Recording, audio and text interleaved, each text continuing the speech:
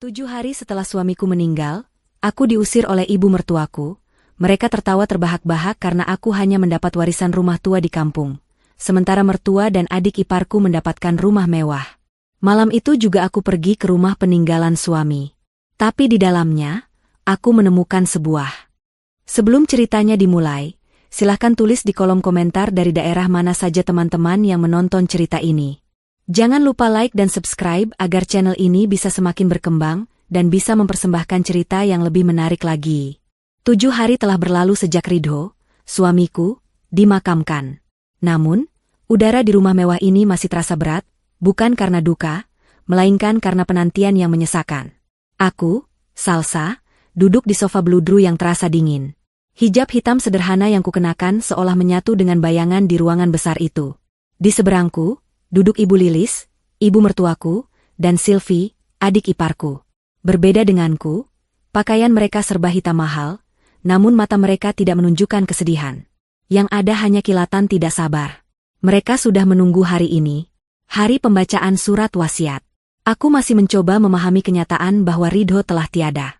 Penyakit yang menggerogotinya dalam 6 bulan terakhir berjalan begitu cepat. Ridho menjadi lebih pendiam, lebih sering mengunci diri di ruang kerjanya. Aku mengira itu adalah caranya berdamai dengan takdir. Aku tidak pernah menyangka ada hal lain yang ia sembunyikan. Cinta Ridho padaku selalu terasa tulus, meski harus berbenturan dengan kebencian Ibu Lilis dan Sylvie yang tidak pernah disembunyikan. Sejak awal pernikahan kami, aku adalah menantu yang tidak diinginkan. Seorang wanita berhijab sederhana tanpa latar belakang keluarga kaya. Pintu utama terbuka. Seorang pria berjas rapi yang kukenal sebagai Pak Adnan, pengacara pribadi Ridho, masuk dengan langkah kaku. Ia membawa sebuah tas kerja kulit yang tampak berat. Ibu Lilis dan Sylvie langsung menegakkan punggung mereka. Pak Adnan duduk di kursi tunggal, menatap kami bertiga bergantian. Tatapannya padaku terasa sedikit ganjil, seperti campuran antara kasihan dan canggung. "Selamat siang, Ibu Lilis, Ibu Sylvie, dan Ibu Salsa," sapanya dengan nada datar. "Sesuai amanat dari almarhum Bapak Ridho, saya di sini untuk membacakan surat wasiat beliau yang telah disahkan secara hukum." Jantungku berdebar. Bukan karena aku mengharapkan harta. Aku hanya ingin mendengar kata-kata terakhir Ridho. Sebuah pengakuan, mungkin. Sebuah tanda bahwa aku berarti untuknya. Pak Adnan membuka tasnya, mengeluarkan sebuah amplop besar bersegel. Ia membukanya dengan hati-hati. Suaranya mulai membacakan jargon-jargon hukum yang rumit, membuat kepalaku pening. Aku hanya menunduk, menatap jari-jariku yang saling bertaut. "Kita langsung ke bagian inti pembagian aset," kata Pak Adnan, berdeham pelan.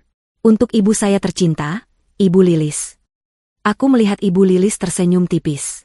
"Saya, Ridho, mewariskan seluruh aset perusahaan yang terdaftar di Indonesia, PT Jaya Abadi, beserta seluruh saham dan kewajiban yang melekat padanya. Saya juga mewariskan rumah utama yang kita tinggali saat ini, di Jalan Mentari nomor 1, beserta seluruh isinya. Ditambah 3 unit mobil mewah yang terdaftar atas nama perusahaan." Mata Sylvie membelalak, ia menyikut ibunya pelan. Senyum Ibu Lilis kini merekah lebar. Mereka mendapatkan semuanya. Perusahaan, rumah ini, mobil-mobil. Persis seperti yang mereka inginkan. "Selanjutnya," lanjut Pak Adnan, suaranya terdengar semakin pelan. "Untuk adik saya satu-satunya, Sylvie." Sylvie mencondongkan tubuhnya ke depan. "Saya mewariskan portofolio investasi saya berupa apartemen mewah di pusat kota, beserta dana tunai yang tersimpan dalam rekening deposito khusus atas namanya." Sylvie memekik tertahan. "Ya Tuhan," bisiknya. Ibu Lilis menatapku dengan pandangan penuh kemenangan. Seolah berkata, "Lihat, kamu tidak akan mendapatkan apa-apa." Aku merasakan pipiku memanas. Aku tidak peduli dengan semua itu. Tapi di mana namaku? Apakah Ridho benar-benar melupakanku? Apakah aku tidak ada artinya sama sekali baginya? Pak Adnan berdeham lagi. Kali ini lebih keras. Ia tampak sangat tidak nyaman. Dan terakhir. "Untuk istri saya tercinta, Salsa." Telingaku berdengung. Istri tercinta.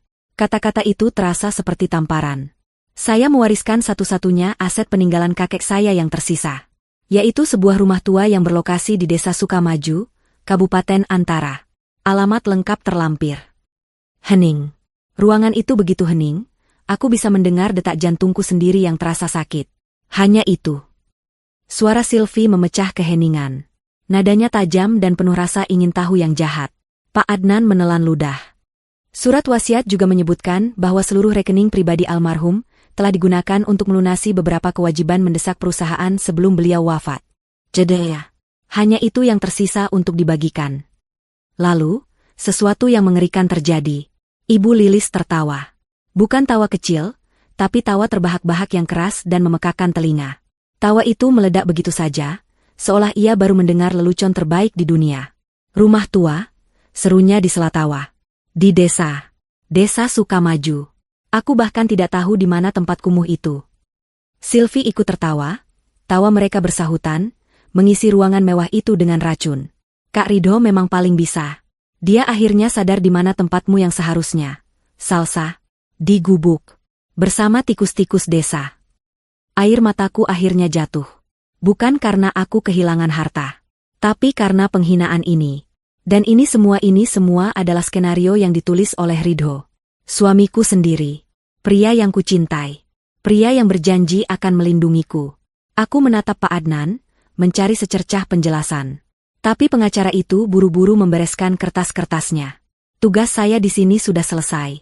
Salinan surat wasiat akan saya serahkan kepada Ibu Lilis sebagai eksekutor utama. Ia berdiri, mengangguk singkat, dan berjalan cepat keluar dari rumah, seolah melarikan diri dari pemandangan yang akan terjadi selanjutnya. Begitu pintu tertutup, tawa Ibu Lilis berhenti. Wajahnya langsung berubah menjadi dingin dan kejam. Ia menatapku seolah aku adalah kotoran di sepatunya. Kamu dengar itu, Salsa, desisnya. Kamu bukan siapa-siapa lagi di sini. Kamu hanya dapat rumah rongsokan. Jadi, untuk apa kamu masih di sini? Aku tergagap. Ibu, tapi ini rumahku juga. Maksudku, aku tinggal di sini bersama Mas Ridho. Dulu, bentak Sylvie. Sekarang ini rumah kami. Dan kami tidak sudi berbagi udara dengan wanita pembawa sial sepertimu. Kamu pikir kami tidak tahu? Sejak kamu menikah dengan Kak Ridho, bisnisnya mulai seret. Kamu tidak bisa memberinya keturunan. Kamu tidak berguna.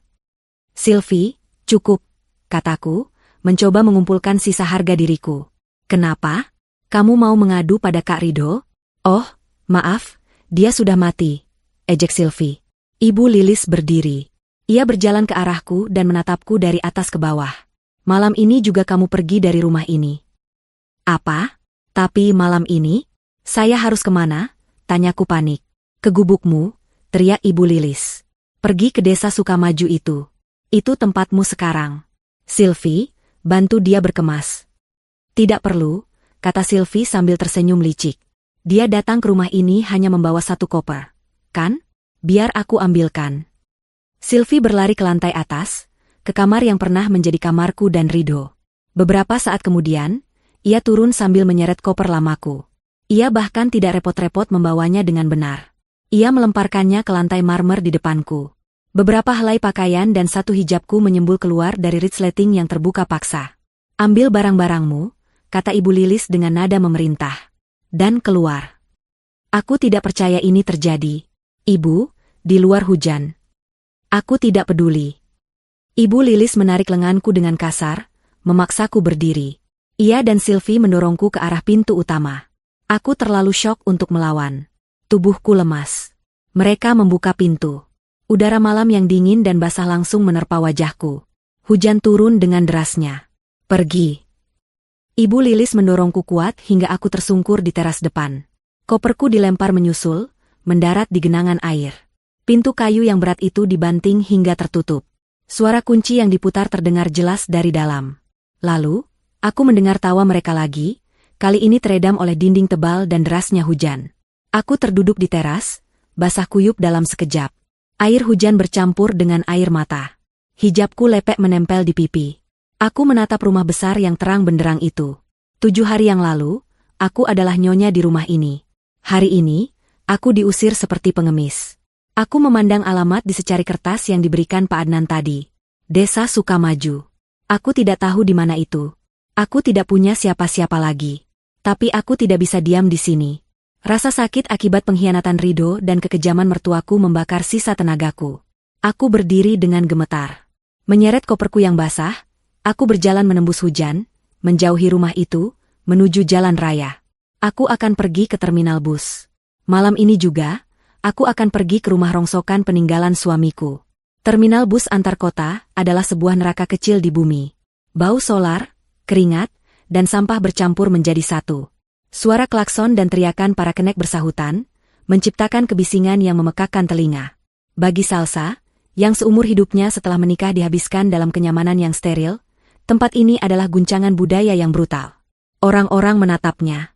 Wanita berhijab basah kuyup, menyeret koper mahal yang kotor oleh lumpur, terlihat sangat tidak pada tempatnya. Dia menemukan loket bus yang menuju ke arah Kabupaten Antara. Desa Sukamaju, tanya petugas loket dengan kening berkerut. Bus kami tidak sampai sana, Mbak. Paling dekat turun di pertigaan Antara. Dari sana, Mbak harus cari ojek atau angkutan desa. Itu pun kalau masih ada. Salsa tidak punya pilihan. Dia membeli tiket untuk perjalanan semalam. Dia menghabiskan sisa uang tunai di dompetnya. Uang yang dia ambil beberapa hari lalu untuk membeli bunga tabur di makam Ridho. Ironis. Bus ekonomi itu penuh sesak dan panas. Salsa berhasil mendapatkan tempat duduk di dekat jendela yang sedikit retak. Dia meletakkan kopernya yang berat di kakinya, memeluknya erat-erat seolah itu adalah satu-satunya harta yang tersisa. Bus mulai berjalan, meninggalkan gemerlap lampu kota yang kejam. Perjalanan itu adalah siksaan panjang. Setiap guncangan di jalan berlubang terasa seperti guncangan di hatinya. Hujan masih turun, menciptakan garis-garis air di jendela yang buram. Salsa menempelkan keningnya yang berhijab di kaca yang dingin. Pikirannya melayang. Kenapa, Ridho? Kenapa kamu lakukan ini padaku? Pertanyaan itu terus berputar tanpa jawaban. Dia mencoba mengingat Ridho. Bukan Ridho yang sakit dan pendiam di akhir hayatnya, tapi Ridho yang dulu. Pria yang menatapnya dengan cinta saat akad nikah. Pria yang selalu membelanya saat Ibu Lilis menghinanya di meja makan. Pria yang akan membawakan semangkuk bubur hangat saat dia sakit. Semua kenangan itu terasa seperti kebohongan sekarang. Apakah cinta itu palsu? Apakah semua kebaikan itu hanya sandiwara? Surat wasiat itu adalah bukti yang tidak terbantahkan. Ridho telah merencanakan ini. Dia ingin aku menderita. Dia ingin aku terbuang. Air matanya mengalir lagi, tapi kali ini dalam diam. Dia tidak ingin menarik perhatian penumpang lain. Dia menahan isak tangisnya hingga dadanya terasa sesak. Tiba-tiba, sebuah kenangan melintas. Sekitar 6 bulan lalu, saat penyakit Ridho baru didiagnosis, tapi mereka masih menyembunyikannya. Mereka duduk di taman belakang rumah. Ridho tampak murung sambil memandangi kolam ikan. Salsa, katanya pelan, suaranya serak. Jika suatu hari aku melakukan sesuatu yang menyakitimu, sesuatu yang tidak masuk akal bagimu, berjanjilah satu hal. Salsa menoleh, menggenggam tangannya yang mulai kurus. Apa, Mas? Apapun yang terjadi, percaya padaku, katanya, menatap lurus ke matanya. Aku mungkin harus membuat pilihan sulit. Tapi aku melakukan semuanya untuk melindungimu. Selalu. Ingat itu. Saat itu, Salsa mengira Ridho berbicara tentang pengobatannya. Mungkin dia akan menolak kemoterapi, atau semacamnya. Dia mengangguk. Aku selalu percaya padamu, Mas. Mengingat itu sekarang terasa seperti lelucon pahit. Melindungiku? Dengan cara apa? Dengan melemparku ke mertua yang kejam, dan memberiku rumah bobrok di antah berantah? Bagaimana mungkin itu bisa disebut perlindungan? Kata-kata itu kini terdengar hampa. Sebuah pengkhianatan di atas pengkhianatan lainnya. Bus terus melaju menembus kegelapan. Penumpang di sekitarnya tertidur dengan posisi yang tidak nyaman. Tapi Salsa tidak bisa memejamkan matanya. Dia terlalu takut. Takut akan masa depan. Takut akan apa yang menunggunya di desa asing itu. Matahari terbit ketika bus akhirnya melambat di tempat yang tampak seperti persimpangan jalan sepi di tengah hamparan sawah. Pertigaan Antara, teriak kenek. Salsa terbangun dari lamunannya. Dengan tubuh kaku dan sakit, dia turun dari bus. Udara pagi di desa terasa dingin dan bersih. Sangat berbeda dari kota. Bus itu langsung melaju, meninggalkannya sendirian di persimpangan.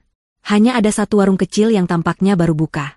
Seorang bapak tua pemilik warung menatapnya dengan heran. Cari siapa, Neng? Desa Sukamaju, Pak. Di mana ya? Tanya Salsa, suaranya nyaris tak terdengar. Bapak itu menunjuk ke jalan setapak yang sempit dan berlumpur. Oh, jalan itu. Lurus saja, sekitar 3 kilometer. Tapi jalannya jelek, Neng. Tidak ada ojek yang mau ke sana kalau habis hujan begini. 3 kilometer. Sambil menyeret koper. Salsa menelan ludah. Di sana, apa ada rumah peninggalan? Rumah peninggalan? Bapak itu berpikir. Oh, maksud Neng, rumah hantu. Itu? Rumah besar di ujung kampung yang sudah kosong puluhan tahun? Milik orang kota dulu katanya. Jantung Salsa mencelos. Rumah hantu. Tentu saja. Itu sangat cocok dengan nasibnya sekarang. Dia mengucapkan terima kasih, lalu mulai berjalan. Perjuangan itu nyata. Roda kopernya tidak berguna di jalan berlumpur. Dia harus mengangkatnya, lalu berjalan beberapa langkah, menurunkannya lagi untuk istirahat. Hijabnya yang mulai mengering kini kotor oleh percikan lumpur. Pakaiannya lengket di badan. Setelah lebih dari 1 jam berjalan, melewati sawah dan kebun singkong, dia akhirnya melihat gerbang desa. Sukamaju. Sebuah desa kecil yang sunyi. Beberapa ibu yang sedang mencuci di sungai kecil, menatapnya dengan tatapan ingin tahu yang terang-terangan. Mereka berbisik-bisik. Salsa bisa merasakan tatapan mereka menusuk punggungnya. Dia pasti terlihat menyedihkan. Wanita kota, berhijab, menyeret koper di jalan berlumpur, menuju rumah angker. Dia terus berjalan mengikuti jalan setapak, hingga sampai di ujung desa. Di sana, di balik rimbunnya pohon-pohon besar, berdirilah rumah itu. Hatinya hancur berkeping-keping. Ini lebih buruk dari bayangannya. Rumah tua adalah kata yang terlalu sopan. Ini adalah reruntuhan. Catnya sudah mengelupas habis, memperlihatkan kayu-kayu yang lapuk. Halamannya dipenuhi ilalang setinggi pinggang. Beberapa jendela pecah, menyisakan lubang-lubang hitam yang menganga. Atapnya bocor di banyak tempat. Ini adalah warisannya. Ini adalah perlindungan yang Ridho janjikan. Salsa terduduk di tanah yang lembab di depan gerbang yang hampir roboh. Dia tidak punya tenaga lagi. Dia ingin menangis, tapi air matanya sudah kering. Dia merasa putus asa. Ibu Lilis dan Sylvie menang. Mereka mendapatkan segalanya. Dia mendapatkan ini, tumpukan sampah. Dia duduk di sana untuk waktu yang lama. Membiarkan nyamuk menggigitinya. Membiarkan keputusasaan merayapinya. Mungkin lebih baik dia mati saja di sini. Saat dia menunduk, matanya menangkap sesuatu di antara ilalang dekat teras. Sesuatu yang berwarna putih. Bunga. Bukan bunga liar. Dia bangkit perlahan, menyeret kakinya mendekat. Di sudut teras, di dalam sebuah pot terakota yang sudah pecah sebagian, tumbuh serumpun tanaman melati. Tanaman itu tampak terawat, kontras dengan kekacauan di sekitarnya. Daunnya hijau segar, dan beberapa kuncup bunga menebarkan aroma wangi yang samar. Aroma melati. Aroma yang sama dengan lilin yang diberikan Ridho padanya 6 bulan lalu. Tiba-tiba, sebuah lelucon konyol yang pernah dilontarkan Ridho terngiang di telinganya. Suatu malam, mereka menonton film tentang pasangan yang kehilangan segalanya. Ridho tertawa dan berkata, kalau suatu hari kita bangkrut dan harus tinggal di gubuk, jangan khawatir. Kunci rumah rahasia kita akan kutaruh di tempat paling aman. Di bawah pot melati. Salsa menertawakannya saat itu. Itu candaan yang konyol. Tapi sekarang, jantungnya mulai berdebar kencang, sangat kencang. Itu tidak mungkin. Itu hanya kebetulan. Tapi tangannya bergerak sendiri. Dengan gemetar, dia menyingkirkan ilalang. Dia meraih pot terakota yang berat itu. Dia mendorongnya sedikit. Di bawah pot itu, di celah ubin teras yang pecah, tergeletak sesuatu. Sesuatu yang dingin dan terbuat dari logam. Tangan Salsa gemetar hebat saat dia mengambilnya. Itu adalah sebuah kunci. Kunci kuningan yang besar, tua, dan sedikit berkarat. Dia menatap kunci di telapak tangannya, lalu menatap pintu kayu besar di depannya. Pintu itu tampak terkunci rapat. Rasa putus asanya menguap, digantikan oleh gelombang kebingungan yang luar biasa. Ini bukan kecerobohan. Ini bukan kelalaian. Pot melati itu. Kunci ini. Candaan Ridho. Ini semua disengaja. Dengan langkah ragu, Salsa naik ke teras. Dia memasukkan kunci itu ke lubang kunci yang berkarat. Kunci itu pas. Dengan seluruh sisa tenaganya, dia memutar kunci itu. Terdengar bunyi klik yang keras, diikuti oleh suara derit yang memilukan. Pintu kayu berat itu bergeser, terbuka sedikit. Salsa mendorong pintu itu. Udara pengap dan bau debu tebal langsung menerpanya. Bagian dalam rumah itu gelap gulita. Tapi di antara bau debu dan kayu lapuk itu, Salsa mencium aroma lain. Aroma yang sangat samar, tapi dia kenal. Aroma kertas tua dan tembakau pipa. Aroma yang sama persis dengan ruang kerja pribadi Ridho di rumah mewah mereka.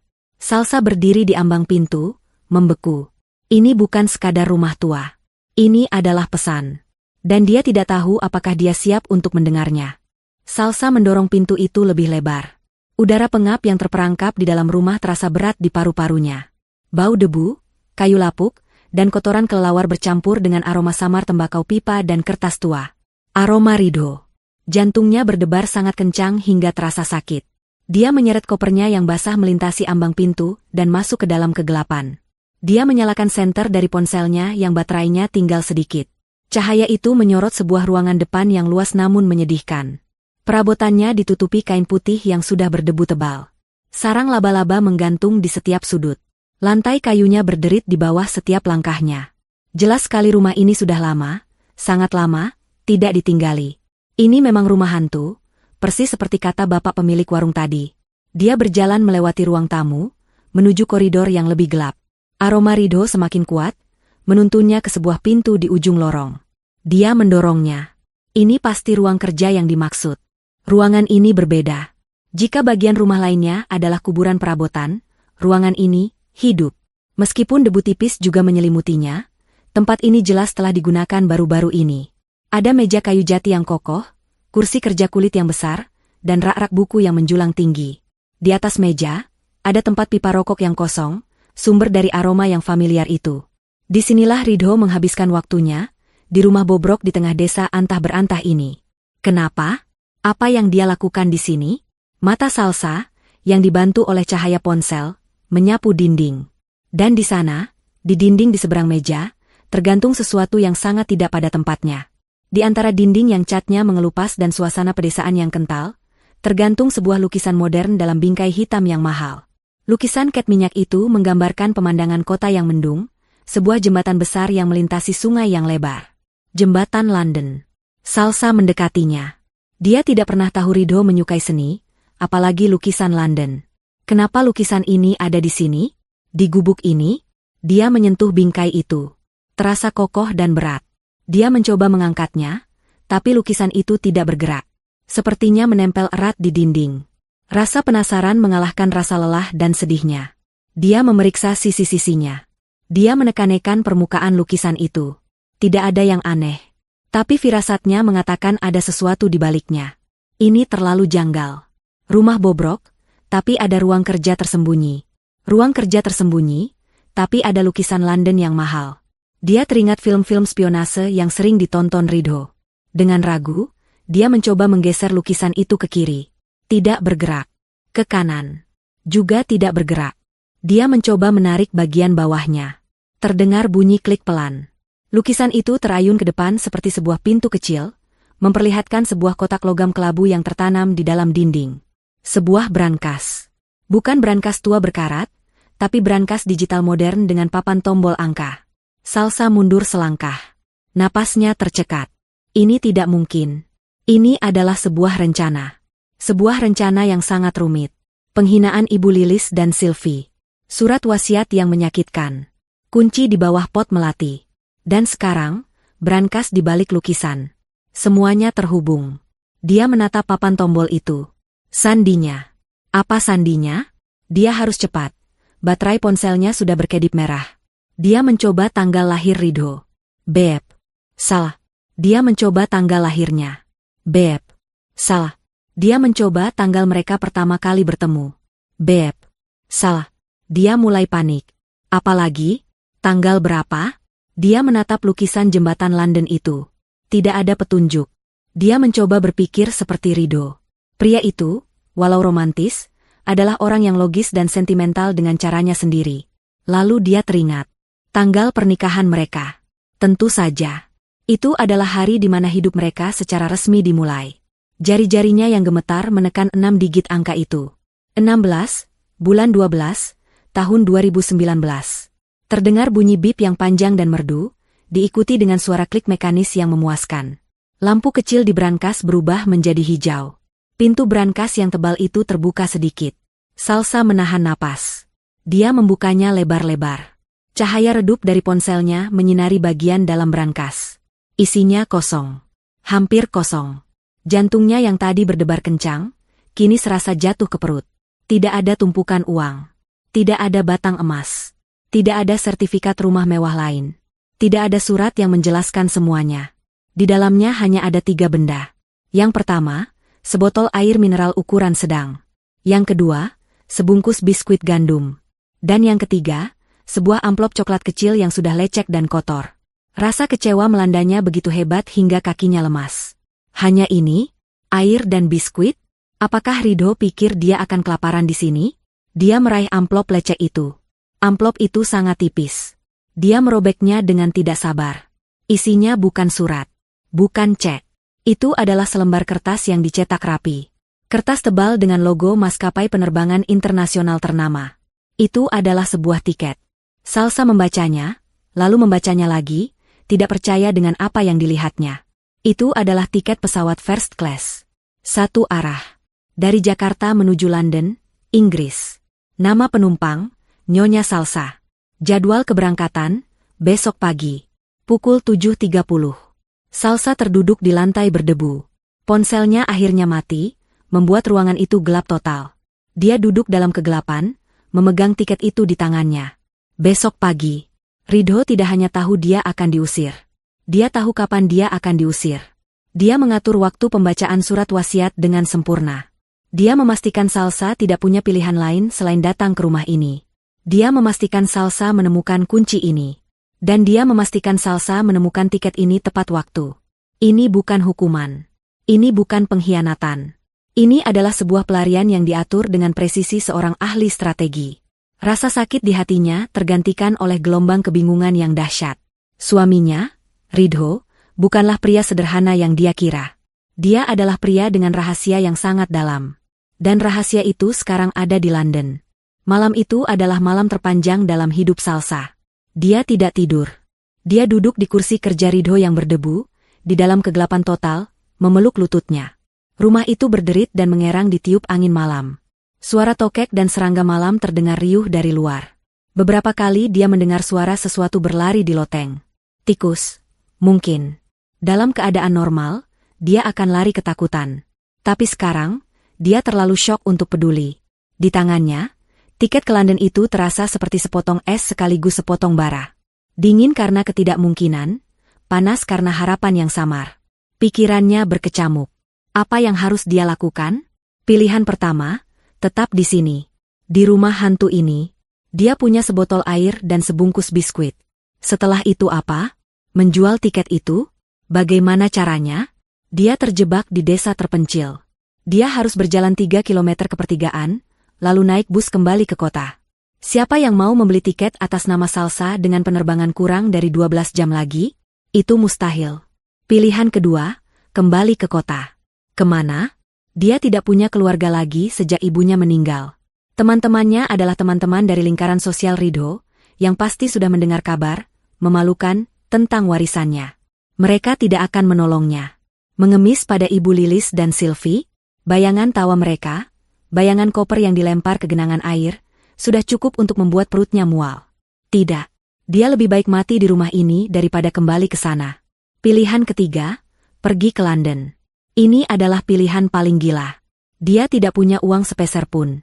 Dia tidak punya pakaian ganti selain yang ada di koper basahnya. Dia tidak bisa berbahasa Inggris dengan lancar. Dia tidak kenal siapa-siapa di sana. Dia akan tiba di salah satu kota termahal di dunia sebagai seorang gelandangan berhijab. Tapi Ridho sudah mengatur semuanya. Air dan biskuit itu bukan hanya bekal. Itu adalah pesan. Kamu akan lapar setelah perjalananmu, makanlah ini sebelum berangkat besok. Tiket first class. Kenapa first class? Supaya dia bisa beristirahat di perjalanan? Supaya dia diperlakukan dengan baik? Dan lukisan jembatan London itu bukan hiasan. Itu adalah tujuan.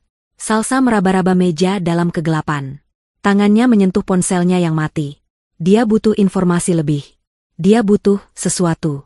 Dia ingat di bus, dia sempat melihat sisa baterainya. Ponsel ini adalah satu-satunya barang berharganya. Dia harus mengisi dayanya. Tapi bagaimana? Listrik di rumah ini jelas sudah diputus. Dia bangkit, menggunakan sisa-sisa ingatan dari cahaya senter tadi. Dia meraba-raba dinding di dekat meja kerja. Tangannya menyentuh sesuatu yang dia kenali bentuknya. Stop kontak. Tentu saja. Jika Ridho membuat ruang kerja rahasia, dia pasti memastikan ada listrik. Tapi apakah berfungsi? Salsa membuka kopernya yang basah kuyup. Dia merogoh tas tangannya, mencari pengisi daya ponsel. Tangannya basah, tapi dia menemukannya. Dia kembali ke meja, meraba-raba colokan, dan memasukkannya. Tidak terjadi apa-apa. Salsa menghela napas. Tentu saja tidak berfungsi. Bodoh sekali dia. Dia hendak mencabutnya lagi ketika tiba-tiba, layar ponselnya menyala. Tanda baterai sedang mengisi daya. Salsa terkesiap. Jantungnya melonjak. Listriknya hidup. Ridho telah membayar tagihan listrik untuk gubuk ini. Pria itu memikirkan segalanya. Dia tidak hanya meninggalkan rumah, dia meninggalkan pos keamanan yang berfungsi penuh, tersembunyi di depan mata. Salsa duduk di lantai, bersandar di kaki meja, memperhatikan layar ponselnya yang menyala. Dia tidak menyalakannya dulu. Dia menunggu. Biarkan terisi setidaknya 10%. Dia harus menghemat daya. 10 menit terasa seperti 10 jam. Akhirnya, dia menekan tombol daya. Ponsel itu hidup. Layar utamanya muncul. Dan bersamaan dengan itu, serangkaian notifikasi pesan masuk berbunyi. Bep, bep, bep. Kebanyakan adalah pesan dari teman-teman sosialitanya, pura-pura bersimpati tapi jelas-jelas hanya ingin tahu gosip panas tentang surat wasiat itu. Salsa mengabaikan mereka semua. Tapi ada satu pesan. Dari nomor yang tidak dikenal. Kode negaranya bukan Indonesia. Itu kode negara Inggris. Pesan itu singkat, dikirim 2 jam yang lalu, tepat saat dia masih berada di dalam bus malam. Isinya. Suami Anda meminta saya untuk memastikan. Datanglah ke bandara. Jangan bawa apapun selain diri Anda dan identitas Anda. Semuanya sudah diurus. Tiket Anda ada di dalam brankas di balik lukisan. Kode brankas adalah tanggal pernikahan Anda. Kami menunggu Anda di London. Salsa membaca pesan itu 5 kali. Jari-jarinya gemetar begitu hebat hingga ponselnya hampir jatuh. Kami menunggu Anda. Ada, kami. Bukan hanya dia. Ada seseorang di London yang menunggunya. Seseorang yang tahu tentang brankas itu. Seseorang yang tahu kodenya. Seseorang yang bekerja untuk Ridho. Semua keraguan sirna dalam sekejap. Ini bukan lagi pilihan. Ini adalah perintah. Ini adalah jalan takdir yang telah ditulis oleh suaminya. Dia teringat kembali kata-kata Ridho. Apapun yang terjadi, percaya padaku. Aku melakukan semuanya untuk melindungimu. Dia sekarang mengerti. Ridho tidak melindunginya dari Ibu Lilis dan Sylvie. Dia melindunginya dengan menggunakan keserakahan Ibu Lilis dan Sylvie. Dia tahu mereka akan mengusir Salsa. Dia tahu mereka akan melakukannya malam itu juga. Dia menggunakan kekejaman mereka sebagai pelatuk untuk meluncurkan rencana pelariannya. Salsa berdiri. Tubuhnya tidak lagi terasa lelah. Adrenalin membanjirinya. Dia melihat keluar jendela. Langit di timur sudah mulai memerah. Subuh akan segera tiba. Dia tidak punya banyak waktu. Penerbangannya jam 7:30 pagi. Perjalanan dari sini ke bandara di kota akan memakan waktu setidaknya 3 jam. Dia harus berangkat sekarang. Dia menyambar botol air dan biskuit. Dia memasukkannya ke dalam tas tangannya. Dia mengambil KTP, paspor lamanya, dia bersyukur dia menyimpannya, dan tiket itu. Hanya itu. Pesan itu bilang, jangan bawa apapun. Dia melihat ke koper basahnya. Pakaian-pakaian itu, hijab-hijabnya, semua kenangan tentang kehidupannya yang lama. Dia menutup resletingnya dan meninggalkannya begitu saja di tengah ruang kerja. Dia akan pergi persis seperti yang diminta, hanya dengan dirinya sendiri. Dia berjalan keluar dari rumah tua itu, tidak lagi merasa takut. Dia menutup pintu, tapi tidak menguncinya. Dia berjalan cepat melintasi halaman yang penuh ilalang, menuju jalan setapak berlumpur. Di gerbang desa, dia berhenti sejenak. Dia mengambil secari kertas dari sakunya. Alamat rumah tua yang diberikan Pak Adnan. Dengan korek api yang dia temukan di meja kerja Ridho, dia membakar kertas itu. Dia melihatnya menjadi abu, terbang tertiup angin pagi. Tidak ada jalan untuk kembali. Dia tidak tahu apa yang menunggunya di London. Dia tidak tahu siapa, kami, yang mengirim pesan itu. Dia tidak tahu rahasia apa yang Ridho sembunyikan. Tapi satu hal yang dia tahu pasti. Dia bukan lagi korban yang menangis di pinggir jalan. Dia adalah Salsa. Dan dia sedang dalam perjalanan untuk mengambil kembali takdirnya. Dia mulai berlari kecil menuju pertigaan jalan raya. Perjalanan kembali ke kota adalah kebalikan dari perjalanannya semalam. Jika semalam dia bergerak dalam selubung duka dan keputusasaan, Pagi ini dia bergerak didorong oleh adrenalin yang membara dan kebingungan yang akut. Salsa berhasil mendapatkan ojek dari pertigaan jalan raya. Dia tidak peduli tatapan aneh si tukang ojek saat wanita berhijab kotor ini memintanya mengebut ke terminal bus terdekat. Dia membayar pria itu dengan sisa uang terakhir dari dompetnya, menyisakan hanya beberapa lembar ribuan yang tidak akan cukup bahkan untuk membeli air minum. Dia menaiki bus pertama menuju kota, tidak peduli bus itu penuh sesak.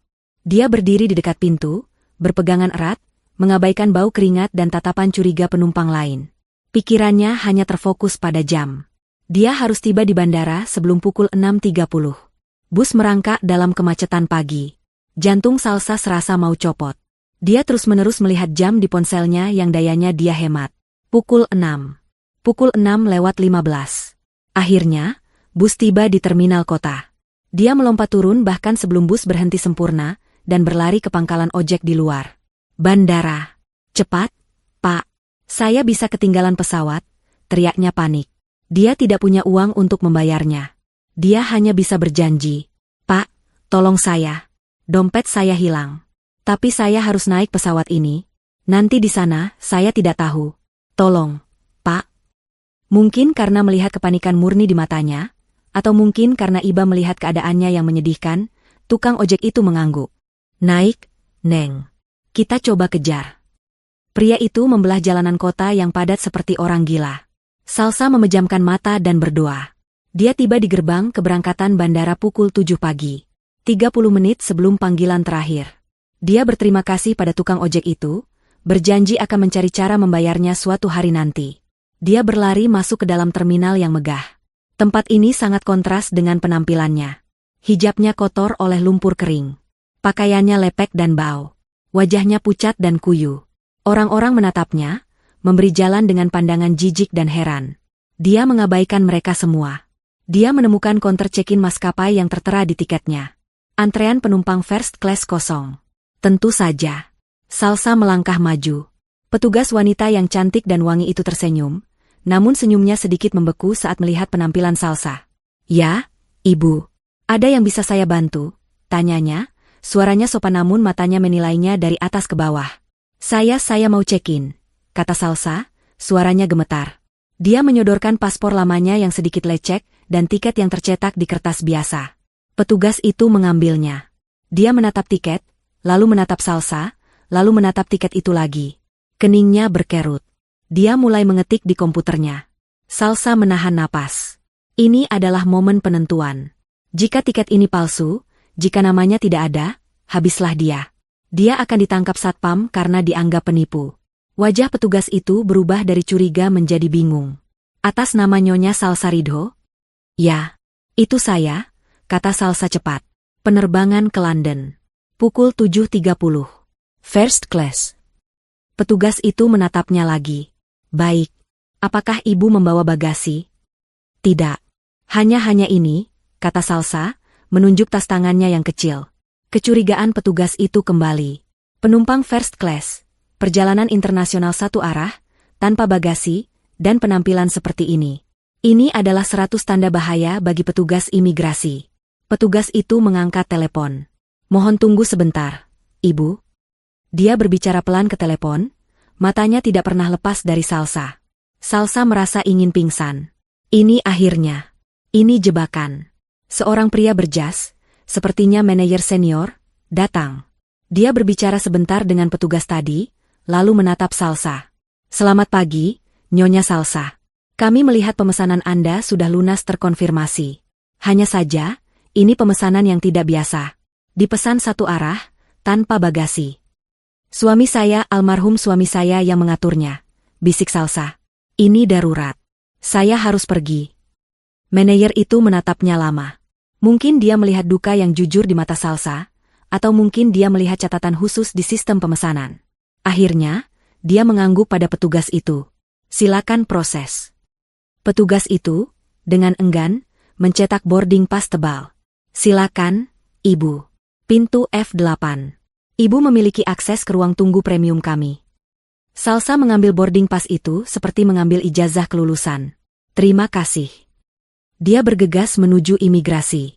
Petugas imigrasi juga menatapnya lama, tapi paspornya asli dan boarding passnya sah. Dia dicap keluar. Dia berhasil. Dia menemukan ruang tunggu premium. Dia masuk dengan ragu. Tempat itu mewah, sunyi, penuh dengan pebisnis yang membaca koran dan minum kopi. Mereka semua menatapnya saat dia masuk.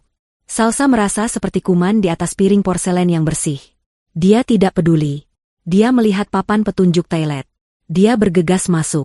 Di dalam toilet pribadi yang mewah, dia mengunci pintu dan menatap cermin. Wajah yang balas menatapnya adalah wajah orang asing. Pucat, mata merah, hijab berantakan. Dia membuka keran air hangat, mengambil sabun wangi, dan mulai mencuci wajah dan tangannya. Dia membersihkan noda lumpur di gamisnya sebisa mungkin. Dia merapikan hijabnya. Dia tidak terlihat bagus, tapi setidaknya dia terlihat seperti manusia. Dia keluar tepat saat panggilan terakhir untuk penerbangannya diumumkan. Dia berjalan ke pintu F8. Dia menunjukkan boarding pass-nya. Petugas itu menyobeknya. "Selamat menikmati penerbangan Anda, Nyonya." Salsa berjalan menyusuri lorong belalai gajah, jantungnya berdebar di setiap langkah. Dia melewati barisan penumpang kelas ekonomi yang mengantre. Dia berbelok ke pintu khusus first class. Seorang pramugari yang sangat ramah menyambutnya dengan senyum tulus. "Selamat pagi, Nyonya Salsa. Selamat datang. Silakan, tempat duduk Anda di 1A." Salsa masuk ke dalam kabin. Itu bukan sekadar kursi. Itu adalah sebuah ruangan kecil pribadi, dengan pintu geser, televisi besar, dan kursi berlapis kulit yang bisa menjadi tempat tidur. Salsa duduk dengan canggung. Rasanya salah. 12 jam lalu, dia duduk di bus ekonomi yang bau solar. "Boleh saya tawarkan minuman sebelum lepas landas, Nyonya Salsa? Mungkin segelas sampanye atau jus jeruk." "Air putih saja. Terima kasih," bisik Salsa. Pramugari itu tersenyum dan segera kembali dengan sebotol air mineral dingin. Pesawat mulai bergerak. Salsa mencengkeram erat lengan kursi. Saat pesawat lepas landas, mendorongnya kembali ke kursi, air matanya menetes. Dia meninggalkan Indonesia. Dia meninggalkan tanah airnya, meninggalkan makam Ridho, meninggalkan hidupnya yang hancur.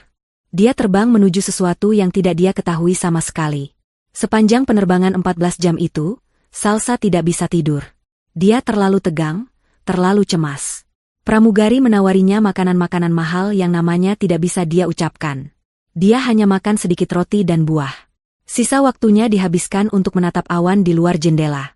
Pikirannya berpacu. Dia memutar ulang setiap kejadian. Tawa Ibu Lilis dan Sylvie.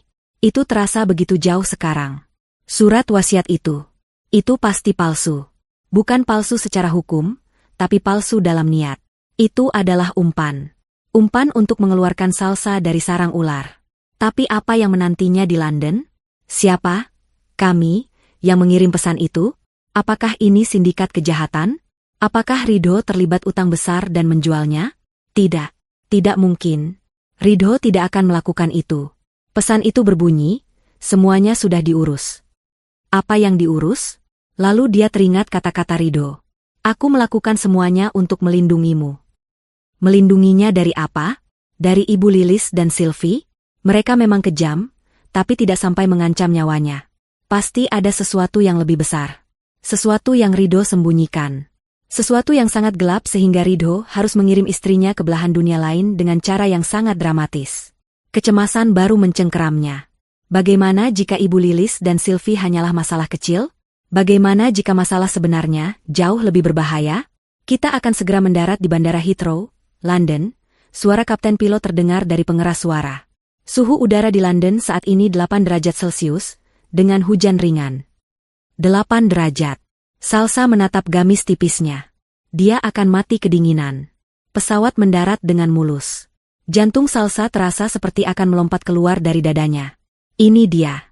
Dia mengucapkan terima kasih kepada pramugari dan berjalan keluar dari pesawat. Dia mengikuti kerumunan, mengikuti papan petunjuk, kedatangan, atau arrivals. Bandara ini luar biasa besar. Dia merasa seperti semut. Dia melewati bagian imigrasi Inggris. Petugas itu menatap paspor dan tiket satu arahnya dengan curiga, tapi dia melihat sesuatu di sistem dan akhirnya mengecap paspornya. "Selamat datang di Inggris." Salsa berjalan menuju area pengambilan bagasi. Dia melihat orang-orang menunggu koper mereka berputar di sabuk konveyor. Dia tidak punya apa-apa untuk ditunggu. Dia berjalan lurus melewatinya, menuju pintu keluar, tidak ada yang dideklarasikan. Dia mendorong pintu otomatis. Dan dia masuk ke aula kedatangan. Ratusan orang berkerumun. Berteriak. Berpelukan. Menangis. Papan-papan nama dipegang tinggi-tinggi. Suara pengumuman dalam bahasa Inggris yang cepat terdengar di mana-mana. Salsa membeku di tempat. Dia sendirian. Dia tidak kenal siapa-siapa. Dia tidak tahu harus berbuat apa. Dia adalah seorang wanita berhijab yang kuyu, di tengah keramaian kota paling asing di dunia. Dia tersesat. Salsa berdiri mematung di pintu keluar aula kedatangan. Kekacauan di sekitarnya terasa memekakan telinga. Setiap wajah adalah orang asing. Setiap suara tidak bisa dia pahami. Rasa panik yang dingin mulai merayapi punggungnya, lebih dingin dari udara 8 derajat yang menyusup dari pintu otomatis. Apa yang dia lakukan? Dia benar-benar gila. Seharusnya dia tetap di Indonesia. Setidaknya di sana dia bisa mengemis dalam bahasa yang dia mengerti. Di sini, dia bahkan tidak tahu bagaimana caranya meminta tolong.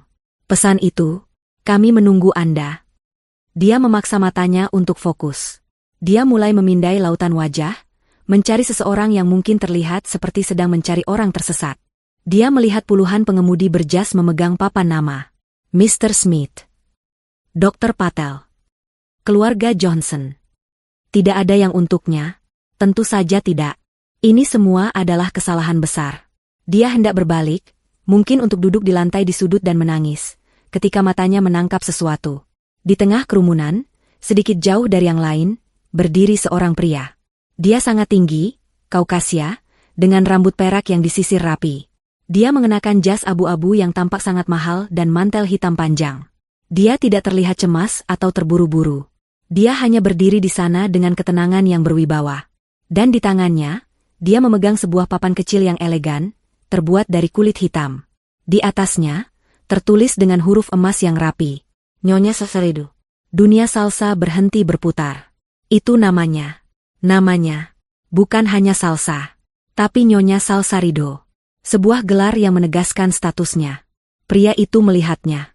Mata mereka bertemu. Salsa melihat mata biru pucat yang tajam namun tidak mengancam. Pria itu tidak tersenyum, tapi dia sedikit mengangkat dagunya, sebuah isyarat pengakuan. Dia sepertinya tidak terkejut sama sekali dengan penampilan Salsa. Dia tidak peduli dengan hijab yang kotor atau gamis yang lecek. Dia melihatnya seolah dia sudah menduga kedatangan Salsa dalam kondisi persis seperti ini. Salsa mulai berjalan. Setiap langkah terasa berat, seolah dia berjalan di dalam air. Kakinya gemetar. Ini nyata. Pria ini nyata. Nama itu nyata. Dia berhenti tepat di depan pria itu. Dia harus mendongak untuk menatap wajahnya. Saya Salsa, bisiknya. Suaranya serak dan pecah. Pria itu tersenyum tipis. Itu bukan senyum kasihan. Itu adalah senyum penuh hormat. Hormat yang tulus. Sesuatu yang sudah lama tidak Salsa terima, bahkan dari mertuanya sendiri. Pria itu membungkukkan badannya sedikit. Sebuah gerakan yang sopan dan formal. Lalu, dalam bahasa Indonesia yang fasih dan jelas, meskipun dengan aksen asing yang kental, dia mengucapkan 7 kata. 7 kata yang memecahkan realitas Salsa dan membangunnya kembali dari awal. Selamat datang, Nyonya. Ini semua warisan Anda yang sesungguhnya. Salsa terdiam. Syok. Dia pasti salah dengar. Telinganya berdengung karena tekanan kabin. Dia pasti berhalusinasi karena kurang tidur dan kelaparan. Apa? Tanyanya, suaranya nyaris tak terdengar. Apa? Apa maksud Anda? Warisan? Warisan saya rumah tua di desa. Pria itu menggeleng pelan. Itu bukan warisan, Nyonya. Itu adalah ruang tunggu. Sebuah tes yang dirancang oleh suami Anda untuk memastikan Anda aman dan jauh dari Indonesia sebelum kami bisa menjemput Anda. Kami? Salsa mengulangi kata dari pesan teks itu. Benar. Saya Mr. Harrison. Saya adalah pengacara utama almarhum suami Anda di London, katanya dengan tenang. Dan apa yang Ibu Lilis dan Sylvie dapatkan, itu bukanlah warisan.